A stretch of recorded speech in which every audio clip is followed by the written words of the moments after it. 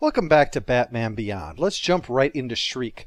Shriek was 5 episodes after the introduction to the new series with Rebirth, where you might remember Powers had taken control of Wayne Enterprise and then was hit with some of his own bad mojo gas so that you could see his glowing bones through his body. Well, it's hard to maintain a public presence when you look like a He-Man toy that belongs in the discount bin at Goodwill, so he has an artificial skin covering his body to look like his old self again.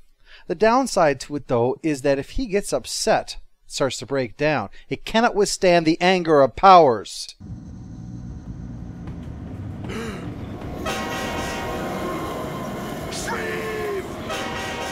Cowering like a little bitch, though, that's no problem. Shriek is a brilliant sound engineer who founded his own company, but like many brilliant people, wasn't the best at running that company, so he had to get bailed out by Powers, who expects practical results. And spooking people into think they're going to be hit by a train is a bit of a niche market. And his new suit, which can smash things, is far too expensive for both its limited usefulness and inherent dorkiness. The only thing it can be used for is supervillainy, but luckily, Powers has a bit of venture capital experience in that area, and you can guess what's going on when we jump cut to Bruce Wayne giving a speech at a company meeting.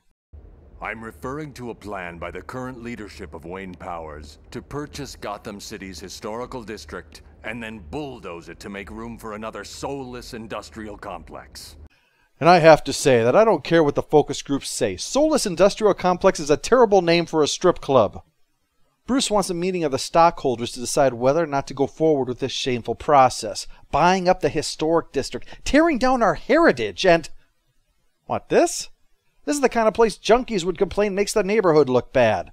Look, historical treasures, I get that, but this would need work just to qualify as a shithole. The city council's been trying to preserve this area. But you know what it's like getting extra tax money. Yeah, that's too bad. Wow. If only you were a billionaire, huh? The reason he wants it preserved is that this includes the theater where his parents were gunned down.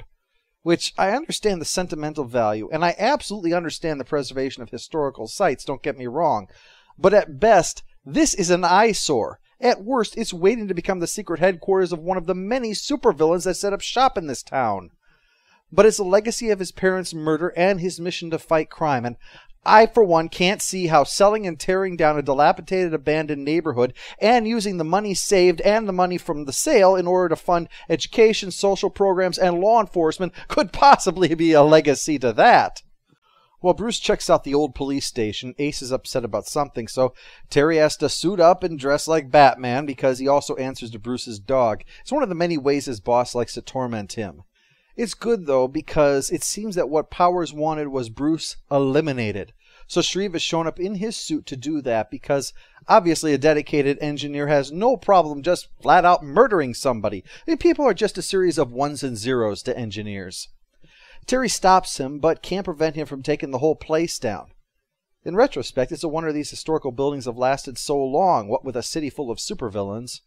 Bruce has to be hospitalized, and he takes that as expected. I said get out! Bruce will only use the bat bedpan. Powers isn't too happy that Bruce survived, though. At least I knocked down one of those buildings for you. Well, whoop-dee-doo. Powers is a tough crowd. Meanwhile, Terry has decided that now that he's Batman, he has to be the world's greatest detective too, or at the very least, the world's best-dressed detective.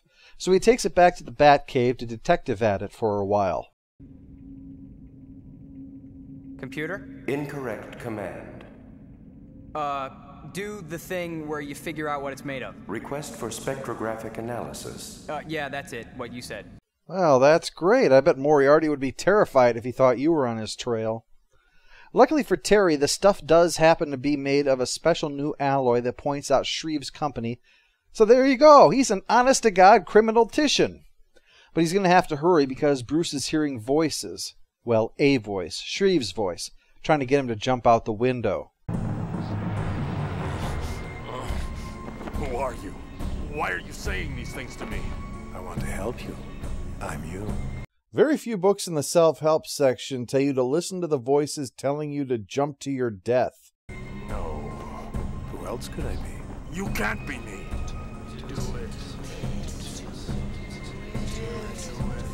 Do it. It's got to be hard. Bruce spent years jumping out of windows. It's just that right now he doesn't have the suit for it. This draws some attention, and believe it or not, ranting about voices and throwing a guard around fails to convince everyone that you're not crazy. Boy, if only he'd kept that bedpan, then he wouldn't be considered batshit crazy. I know, I feel terrible for that joke.